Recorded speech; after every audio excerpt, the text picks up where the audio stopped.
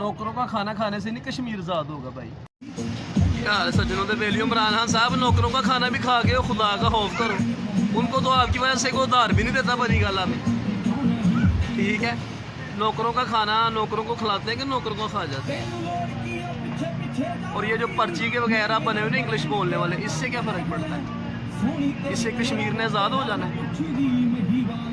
यहाँ UN में तकरीर करने से एयरपोर्ट पे इस्तकबाल करके कश्मीर आज़ाद हो जाएगा? कश्मीर आज़ाद होता है जब पाकिस्तान में पहले इनकलाब आएगा, 25 करोड़ लोग बैत करेंगे अपने खून के ऊपर कश्मीर के लिए, फिर होता है आज़ाद कश्मीर। तो आप इतने इनकलाबी लीडर हैं तो वहाँ में जज्बा तो आप बेदार कर नहीं सके। आपने क्या बेदार करना है? आप नौकरों का खाना खा जाते हो। उन बेचारों ने पता नहीं कैसे खाना पकाया होगा। खुद आप किसी को चाय के साथ बिस्किट भी नहीं देते। वो खुदा का खौफ करो यार।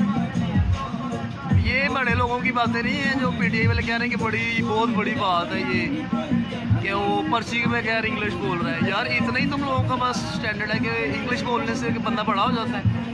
वो खुदा का खौफ करो। एक वर्ल्ड कप जीत लिया, पूरा पाकिस्तान को मुसीबत डाल दी तुम लोग। नहीं समझे? कश्मीर आज़ाद होगा आपके एक्शंस के साथ और प्रैक्टिकल के साथ, फिर आपको रिजल्ट मिलेगा।